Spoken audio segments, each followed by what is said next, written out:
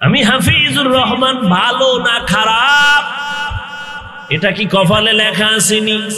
কপালে লেখা নাই। আমার জবানের আওয়াজ বলে আমি কেমন, আমি ভালো না খারাপ। আপনার বংশ ভালো না খারাপ জবান পরিচয় দেয়।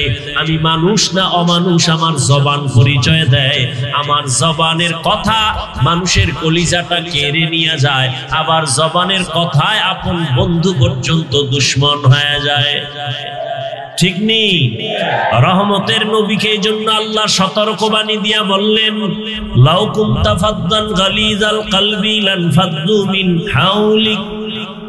ও নবী, আপনার অন্তরকে বক্রতা করবেন না, সুন্দর আচরণ উপহার দেন যাতে দুশ্মন এসে আপনার বন্ধু হয়ে যায়। আল্লাহ বলেন, কুল্লি ইবাদি ইয়াকুলুল্লাতী হিয়া আহসান ইন্নাশ শাইতানা ইয়ানজাগু বাইনাহুম।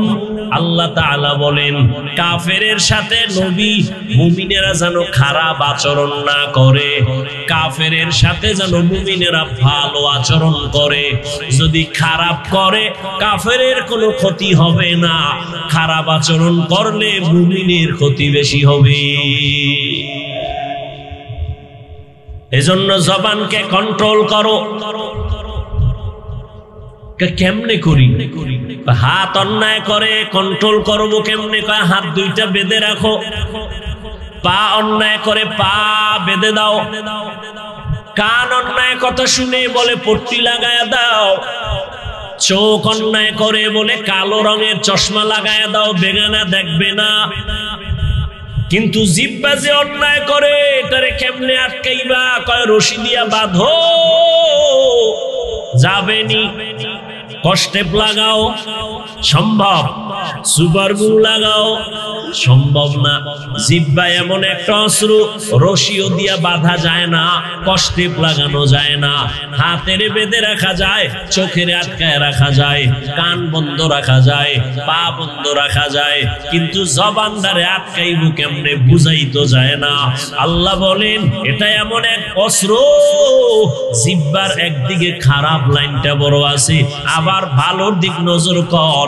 জিহ্বার মতো ভালো একটা নেয়ামতের কিছু আর নাই। কেমন নেয়ামত জানোনি?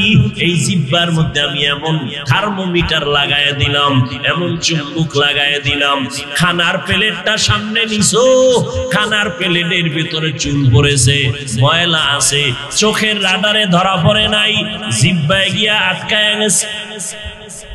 ধরা পড়ছে না পড়ে নাই? এত বড় নেয়ামত আল্লাহ জিহ্বাটারে দান করেছেন। এটারে যদি কন্ট্রোল করতে চাও, রশি হবে না। আমি আল্লাহর একটা কুদরতি ঔষধ আছে, ওই ঔষধ দিয়ে আটকায়া দাও। যদি ঔষধটা ব্যবহার করো, জবান কন্ট্রোল করা সম্ভব হবে। আর জবান যদি কন্ট্রোল করো, আমার নবী ওয়াদা করেছেন তোমাকে জান্নাতে নেওয়ার জিম্মাদারি নিবেন। জবানটা কন্ট্রোল করার আল্লাহর দেওয়া কুদরতের মেডিসিনের নাম হলো তাকওয়া। हर के दारद खौफे हक दर दिल मदाम जन्नतुल मअवा देहद राम काम जुज़बा हक चीज़े मखाज इंसुजा फजले आमस्ते दर जुमला जहां। তাকওয়া নামের মেডিসিন দিয়া জবানটাকে হেফাজত করো। আল্লাহর ভয়।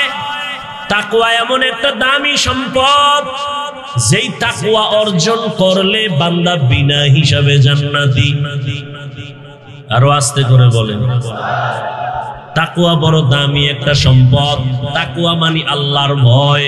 এখানে আমি যদি আপনাদের জিজ্ঞাসা করি, আপনারা কারা কারা আল্লাহকে ভয় করেন? সবাই হাত উঁচু করে বলবে আমরা হুজুরদের থেকেও বেশি ভয় করি। বলবে না? বলবে। অথচ আমি টুপি মাথায় দিয়া বলি আল্লাহকে ভয় করি, আপনি টুপি বাদ দিয়া বলেন আল্লাহকে ভয় করি। আমি দাড়ি রেখে বলি আল্লাহকে ভয় করি, আপনি দাড়ি কেটে বলেন আল্লাহকে ভয় করি।